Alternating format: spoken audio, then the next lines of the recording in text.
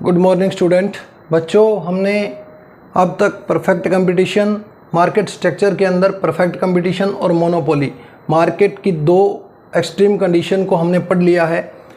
Market के अंदर जो वास्तविकता की बात अगर की जाए तो इन दोनों एक्सट्रीम कंडीशन के बीच की एक स्थिति होती है जिसको हम इम्परफेक्ट कंपटीशन बोलते हैं। क्या बोलते हैं?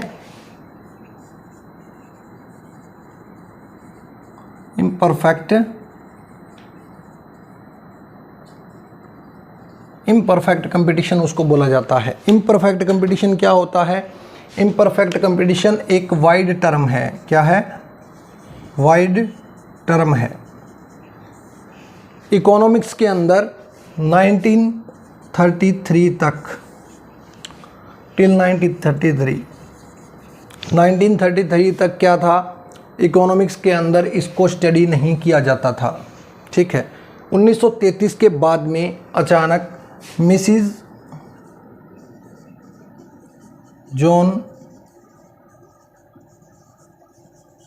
जॉन रॉबिन्सन, इन्होंने एक बुक लिखी थी। बुक का नाम क्या था? बुक का नाम था इकोनॉमिक्स ऑफ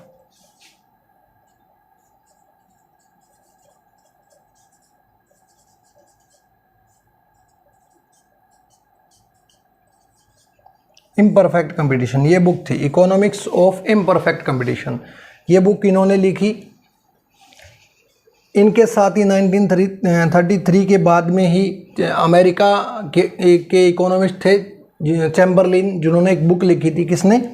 चैम्बरलिन। इन्होंने एक बुक लिखी थी। बुक का नाम क्या था? उसका नाम था थ्योरी ऑफ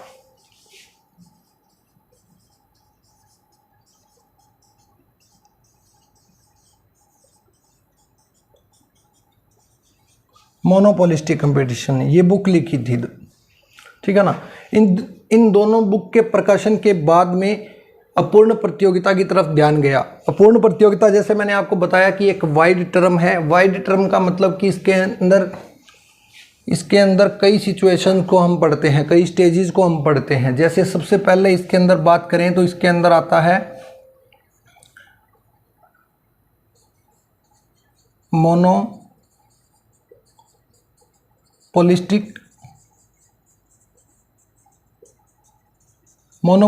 कंपटीशन आता है। सेकंड अगर बात करें तो इसके अंदर क्या आता है? इसके अंदर आता है सेकंड अगर बात करें तो इसके अंदर आता है ओलिगोपोली आता है। थर्ड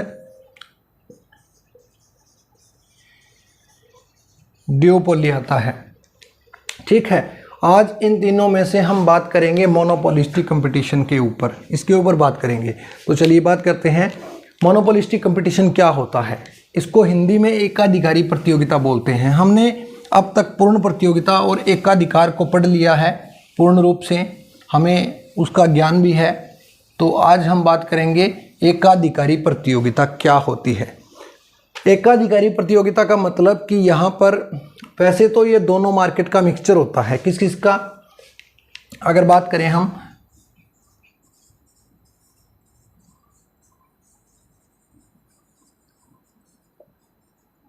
कंपटीशन प्लस मोनोपोली, इन दोनों का क्या होता है? ये मिक्सचर होता है। यानी कि कुछ अजम्पशन यहाँ से ली जाती है, कुछ अजम्पशन यहाँ से, और कुछ मोनोपोलिस्टिक की खुद की होती है। उनसे मिलकर क्या बन जाता है? ये मोनोपोलिस्टिक कंपटीशन बनता है। मोनोपोलिस्टिक कंपटीशन का मतलब एकाधिकारी प्रतियोगिता, और एकाधिकारी प्रतियोगिता मार्केट की वो स्थिति होती है जिसके अंदर काउंटेबल और लिमिटेड विक्रेता होते हैं। क्या कहा मैंने? वैसे लिखा होगा बुक के अंदर बहुत सारे विक्रेता होते हैं। बहुत सारों का मतलब ये है कि सीमित हों और क्या हो, जिनको गिना जा सके।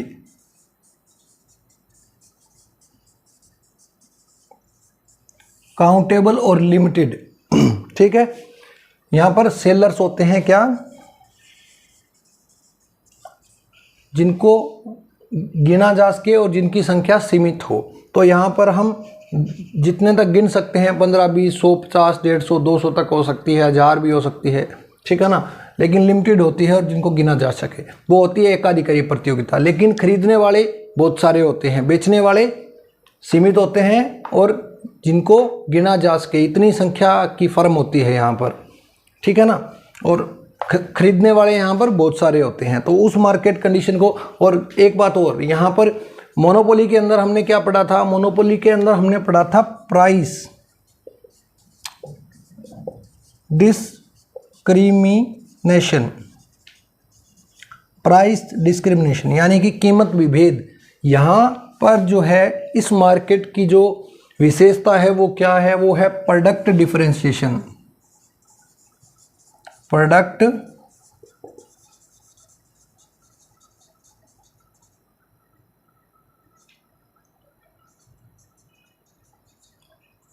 प्रोडक्ट डिफरेंशिएशन है, ठीक है। वहां पर क्या होता था, कीमत विभेद, यहाँ पर होता है वस्तु विभेद, ठीक है, यहाँ पर वस्तु विभेद होता है।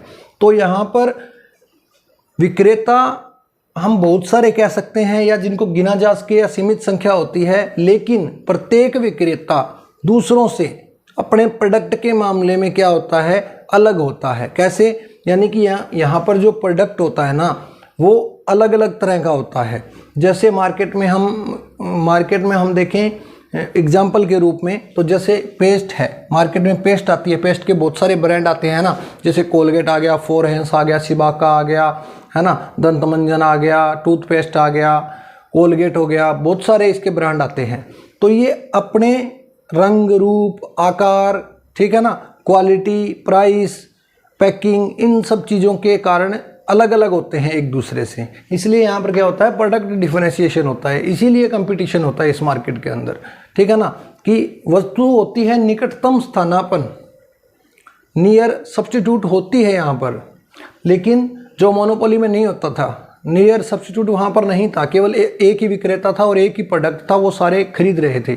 यहाँ पर क्या होता है, होमोजीनियस प्रोडक्ट नहीं होता, लेकिन होमोजीनियस की तरह ही होता है, बस उसको आकार, पैकिंग का चेंज कर दिया, कलर उसको कुछ और दे दिया, क्वालिटी बदल दी, ठीक है ना, लेकिन हमें एक ही प्रोडक्ट के बारे में जो है वैरायटी मिल जाती है कंज्यूमर को, बहुत सारी वैरायटी यहाँ पर उपलब्ध हो जाती है उपभोक्ता को, ठीक है ना, वो उनमें से चूज करके खरीद सकता है, ठीक है ना। जैसे अगर पेय पदार्थों की अगर हम बात करें, कोल्ड ड्रिंक की, तो यहाँ पर कोल्ड ड्रिंक भी बहुत तरह की आती है, जैसे पेप्सी हो गई, है ना, कोक हो गया, लिम्का हो गई, माजा हो गई, फैंटा हो गई, बहुत तरह की आती है।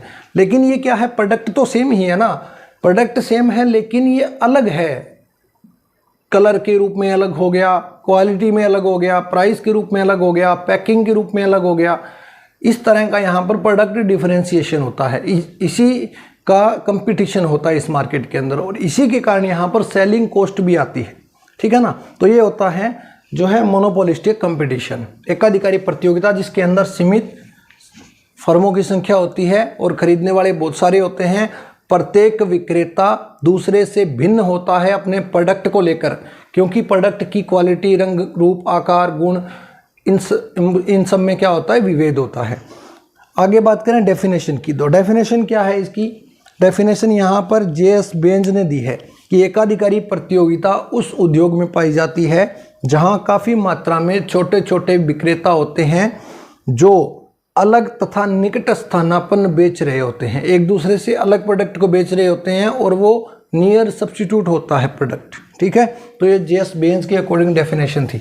फिर इसके बाद में बात करते हैं अजम्पशन की। अजम्पशन इस प्रतियोगिता की क्या होगी, मैंने आपको पहले ही बता दिया कि ये परफेक्ट कंपटीशन और मोनोपोली का मिक्सचर होता है, तो दोनों की अजम्पशन को शामिल करेंगे इसमें, और कुछ मोनोपोलिस्टिक कंपटीशन खुद की होती है, ठीक है ना। तो सबसे पहली है large number of firm. Large number of firm का मतलब वही समझिए जो मैंने बताया था आपको कि लिमिट और काउंटेबल। यहाँ पर लार्ज नंबर ऑफ फर्म, सबसे पहली इसकी अजम्पशन की बात करें तो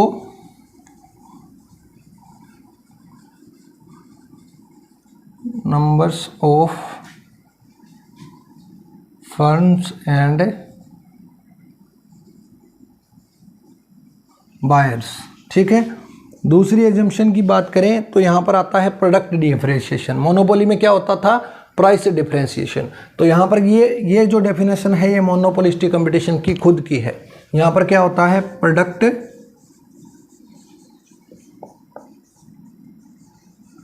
डिफरेंशिएशन। थर्ड की बात करें, थर्ड एजम्पशन में हमारे पास है कि फर्म की एंट्री और एग्जिट यहाँ पर क्या है, फ्री है।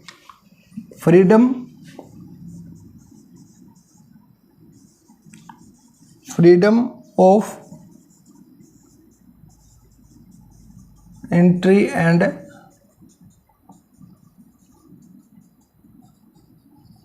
फर्म्स। ओके, आगे बात करते हैं चौथी की। यहाँ पर क्या होती है, सेलिंग कॉस्ट आती है। ये एजम्पशन भी किसकी है, मोनोपोलिस्टिक कंपटीशन की खुद की है। ओके, इसके बाद में बात करते हैं आगे। यहाँ पर क्या होता है, लिमिटेड कंट्रोल ओवर प्राइस, यानी कीमतों के ऊपर सीमित नियंत्रण होता है। Limited over prices, limited control over prices. फिर इसके बाद में सिक्स्थ अजम्पशन जो इसकी है वो है लिमिटेड मोबिलिटी, यानी कि प्रोडक्ट की और फैक्टर ऑफ प्रोडक्शन की यहाँ पर जो मोबिलिटी है वो क्या होती है, लिमिटेड होती है।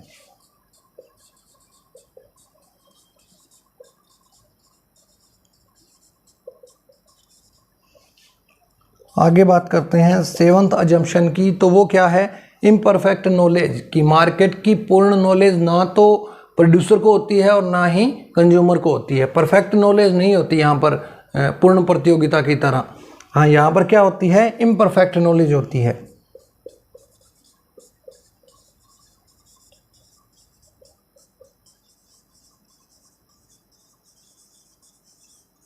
इम्परफेक्ट नॉलेज होती है।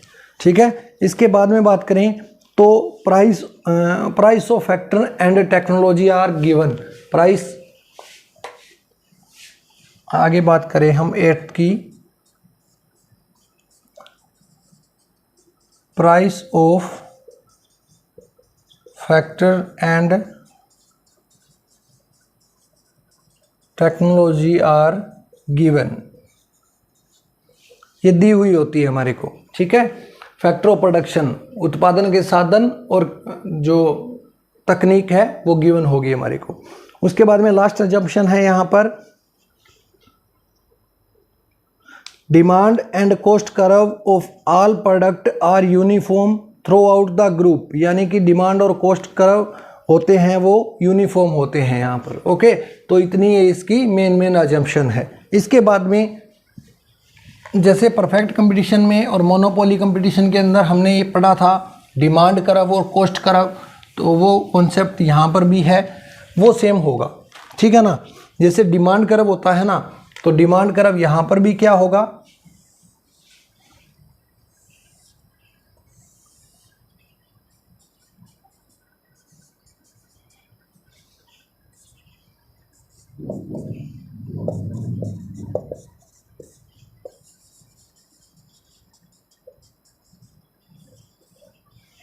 ठीक है। तो डिमांड कर्व यहाँ पर भी नेगेटिव स्लोप वाला होता है, नीचे की तरफ गिरता हुआ मांग वक्र होता है। और ये किस कारण होता है, वस्तु विभेद के कारण।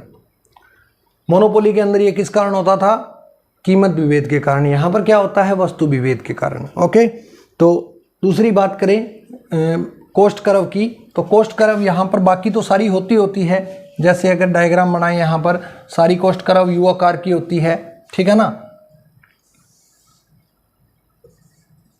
ABC, AC ये सारी होती है।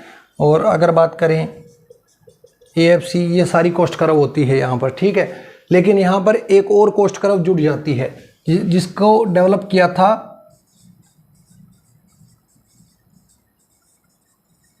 चैम्बरलिन ने, जिसको डेवलप किया था उसको बोलते हैं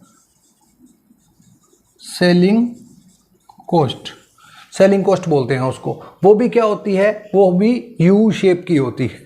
उसको डेवलप किया था चैम्बरलिन ने, वो एक नई ऐड हुई है बस इसके अंदर। बाकी सारी एक एवरेज फिक्स्ड कॉस्ट को छोड़कर बाकी सारी यू शेप की होती है।